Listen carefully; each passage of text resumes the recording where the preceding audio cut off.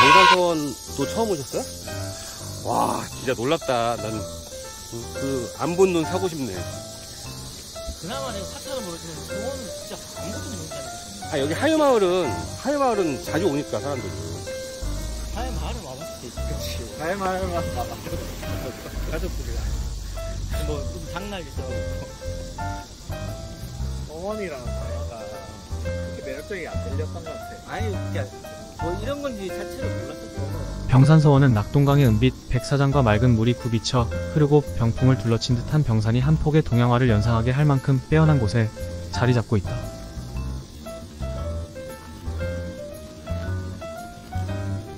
특히 유곽 건물인 만대루에서 바라보는 주변 경관은 병산의 자연을 한눈에 조망할 수 있으며 유생들이 교육을 팠던 강당인 입교당에서는 자연과 건축이 조화롭게 어우러진 아름다움을 만끽할 수 있어 자연 친화적이고 자연과 인간이 더불어 살아가는 본보기가 되는 곳으로 우리 민족의 절제된 마음과 자연을 지켜가고자 하는 민족성을 잘 보여주는 곳이다. 그 앞산이거든요. 풍수지리상 그 배산 임수잖아. 그래서 이게 이제 남쪽 산인데 강을 두르고 그 강 앞에 있는 산이 이 산이 이제 풍수지리적으로 병산서원을 지켜준다. 네, 그 산입니다. 선비의 절제된 마음을 담아낸 인공적인 건축물과 하나 되어 펼쳐내는 장엄함은 어느 곳에서도 느낄 수 없는 한옥의 완숙미를 보여주고 있다. 한편 병산서원은 달팽이 모양을 한 전통 화장실인 통시가 잘 남아있는데 쉽게 볼 수 없는 또 다른 볼거리다. 화장실. 하회마을하고 안 먹나 보다. 하회마을의 서원이에요. 여기가 하회마을이에요? 네. 그리고 여기 관광객이 그런 얘기가 되게 많겠네. 네. 하회마을이 그 유씨인의 종중이잖아요. 여기가 유성룡 모신. 예. 병산서원은 조선시대의 대표적인 유교 건축물로서 서해 류성룡 선생과 그의 제자이며 셋째 아들 수암 류진공을 배양한 서원이다. 서해 선생께서 31세 때인 1575년에 풍산 상리에 있던 풍악서당을 이곳으로 옮겨와서 제자들을 가르치던 곳으로 1607년 선생이 돌아가신 후 묘를 짓고 선생의 위판을 모셨으며 매년 봄, 가을 향사를 받들면서 서원으로 승격되었다. 철종 14년 1863에 병산서원으로 사액받았으며 흥선대원군의 서원철폐령에도 회철되지 않은 전국 47개 서원 중 하나이다. 사적 제260호로 지정되어 있으며 한국의 서원으로 유네스코 세계유산 등재된 서원이다. 하회마을도 세계유산인데 하회마을의 서원인 병산서원까지 세계유산이 되었으니 이 마을 사람들의 콧대가 하늘을 찌를만 하다. 풍악서당은 고려 중기부터 안동 풍산에 있던 유림의 자제들이 모여 공부하던 곳으로 고려 말 공민왕 때 홍건적의 난이 일어나 왕의 행차가 풍산을 지날 무렵 풍악서당의 유생들이 난리 중에서도 학문에 열중하는 것을 보고 왕이 크게 감동하여 많은 서책과 사패지를 주어 유생들을 더욱 학문에 열중하도록 격려하였다고 한다. 지금 생각해보면 난리 중에 학문에 열중하는 것이 맞나 싶기는 하다. 200년이 지나면서 서당 가까이에 집들이 많이 들어서고 길이 생기며 시끄러워지면서 유림들이 서당을 옮길 곳을 물색하는 중에 서해 류성룡 선생께서 부친상을 당하시고 하회에 와 계실 때 그 일을 선생에게 문의하니 서해 선생께서 병산이 가장 적당할 것이라고 권하게 되었고 유림들은 선생의 뜻에 따라 1575년 서당을 병산으로 옮기고 병산서원이라고 고쳐 부르게 되었다. 세계유산 한국의 서원은 유교의 예가 구체적으로 실천되고 의례화된 곳으로 유교의 정신과 문화를 널리 확산하고 정착시키는 사회교육의 역할을 수행하였다. 서원에서 이루어지는 재앙의례나 강학의례, 기타 여러 형태의 생활의례들은 서원이 사회교육의 실현처였음을 잘 보여주고 있다. 세계유산으로 등재된 9개의 서원은 그 지역 유림의 주도하에 재앙강학 사회교육 등 본연의 기능을 수행하고 있으며 입지와 경관의 원형을 잘 보존하고 있다.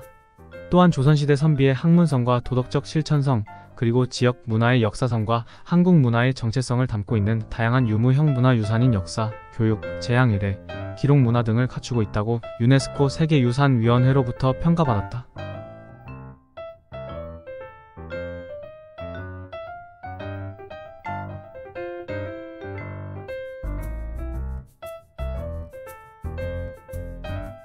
이런 데서 소위 얘기하는 벤트리 현상이 발생하고 있겠죠. 그러니까 안동에서 안동 그렇다. 여기도, 네, 저희도, 여기도 제가 좀 관여한 게 좀 있었죠. 네. 여기 근데 하회마을은 좀 특수한 케이스예요. 네. 지역 전체가 세계유산으로 등재가 됐기 때문에 보호받는 것도 있고 피해를 보는 것도 있고.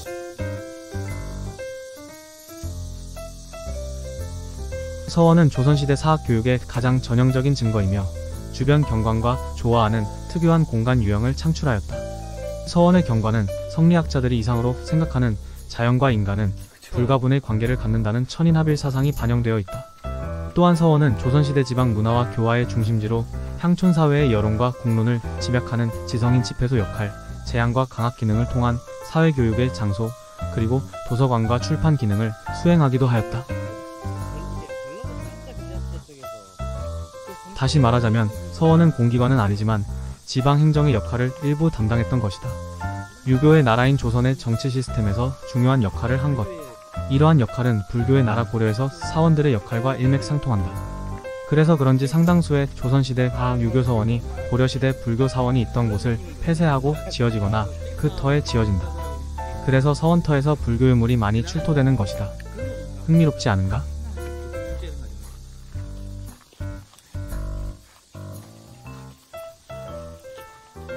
다 왔습니다.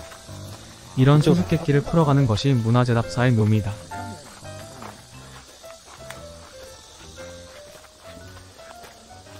사진 많이 찍으면서 가요. 천천히 본인 템포에 맞춰서. 이 건물이 많지 않기 때문에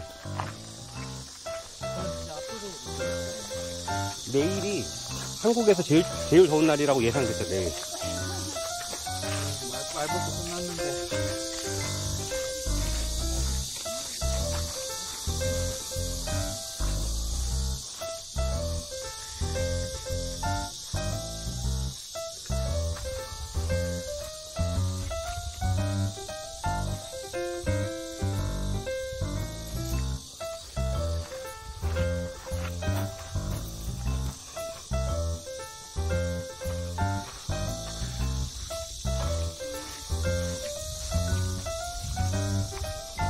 동래는 논어 안연편의 안연이인에 대해 묻자 공자가 말하기를 자신의 사욕을 이겨 예로 돌아가는 것이 인을 실행하는 것이니 하루라도 자신의 사욕을 이겨 예로 돌아간다면 천하 사람이 모두 어질다고 허여할 것이다 라고 하는 구절에서 인용하였다고 합니다. 사람마다 욕망과 탐욕의 유혹을 이겨내고 예로서 자신을 절제하여 유학의 종지인 인을 이룩하라는 의미에서 복례문이라 했다고 합니다. 병산서원의 정문에 어울리는 이름이네요. 문 안쪽으로 병산서원의 누각인 만대루가 보입니다. 만대루라는 이름의 유래는 두 가지 설이 있습니다.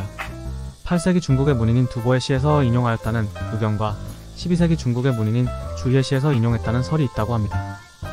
당나라의 시인이었던 두보가 삼국지의 유비가 최후를 맞은 곳으로 유명한 팩제성 절벽 위의 누대를 바라보면서 지은 시 취병이 만대에서 종일토록 바라보아도 싫지 않다는 뜻에서 만대루라 했다고 하네요. 만대루는 유식 공간으로 휴식과 강학을 하던 공간입니다. 향사를 지내거나 행사를 할 때 개회와 폐회를 알리는 곳이기도 합니다. 목재를 다듬지 않고 그대로 사용하고 장식과 기교도 없이 꼭 필요한 요소만을 갖추고 건축했습니다.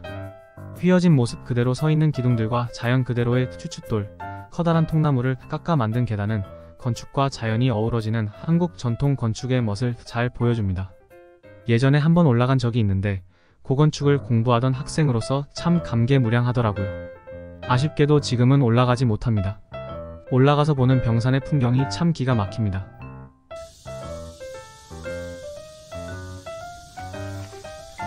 광영지는 선비들이 마을을 닫고 항문에 정진할 수 있도록 배려한 연못입니다. 광영은 주자의 시 관서 유감의 하늘빛과 구름이 함께 논인다라는 구절을 인용해서 지은 이름이라고 합니다. 네모난 연못 가운데 둥근 섬이 있는데 동아시아 사회의 전통적인 우주관이자 세계관을 나타내는 천원지방을 보여줍니다. 그래서 이런 형태의 연못이 전국의 유교 관련 공간에 아주 많습니다.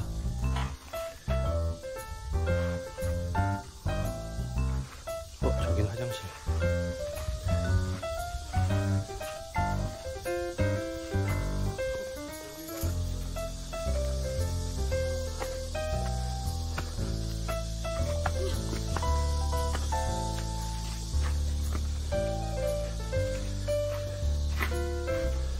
만대루를 고개 숙여 지나면 강학 영역을 만나게 됩니다. 강학 영역은 학문을 배우는 공간으로 강당인 입교당과 기숙사인 동제와 서재로 구성되어 있습니다. 앞에 보이는 입교당은 유생들이 배우고 원장과 교수가 거처하는 서원의 중심 공간입니다. 입교는 가르침을 바로 세운다는 뜻입니다. 강학당의 오른쪽 온돌방은 명성제인데 원장이 사용하였습니다. 왼쪽 온돌방은 경희제인데 교수와 선비들이 사용하였습니다. 명성은 밝음으로 성실을 가르친다는 뜻이고 경희는 항상 스스로 경계해야 한다는 의미라고 합니다. 동제인 동직제입니다. 동제의 큰 방에는 상급생들이 기거하고 작은 방은 학생회장인 유사의 톡방입니다. 여기가 서재인 정어제입니다. 서재의 큰 방에는 하급생이 기거하고 작은 방은 책을 보관하는 서재로 온돌이 없고 마루가 깔려 있습니다.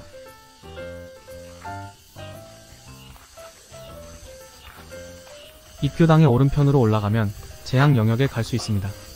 행사를 지내고 준비하는 공간입니다. 사당인 존덕사에는 류성룡과 류진의 위패를 모시고 향사를 지내는 공간입니다. 서원에서 서열이 가장 높은 공간으로 가장 높은 곳에 위치합니다. 사당의 입구인 내산문에는 붉은 단청으로 부정한 것이 들어오지 못하도록 막고 주변에 담장을 둘러 재학 영역을 보호했습니다. 다른 서원들과 마찬가지로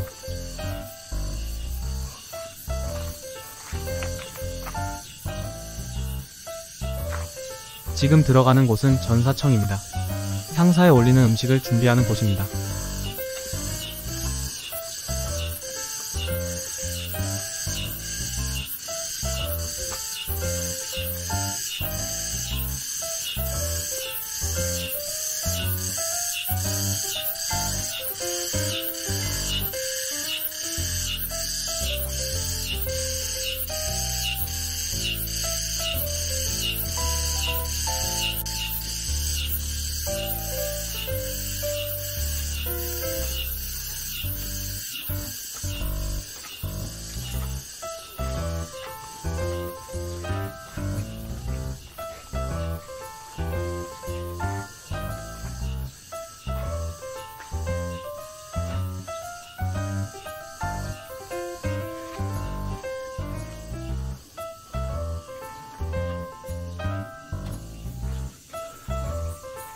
앞에 보이는 장판각은 책을 인쇄할 때 쓰이는 목판과 유물을 보관하던 곳입니다.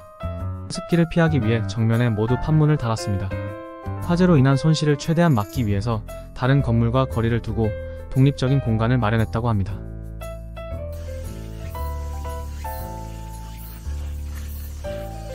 입교당의 뒤편에서 만대루를 지나 병산을 바라보는 경관입니다. 한국 건축의 아름다움이 잘 느껴집니다.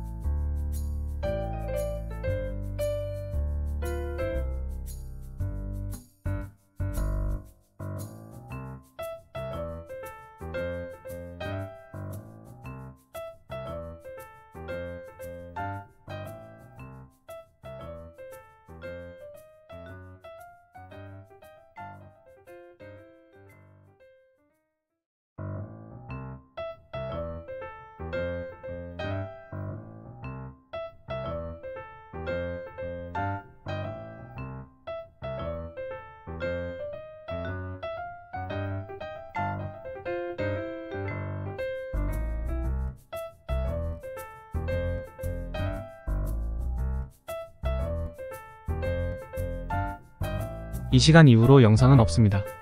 왜냐고요? 너무 더워서 카메라가 꺼져 버렸거든요. 그래도 거의 다 찍고 꺼져서 다행입니다.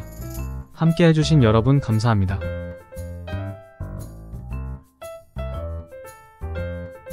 참고 병산서원 홈페이지를 아주 잘 만들어 놓으셨어요. 네이버에서 병산서원을 검색하세요.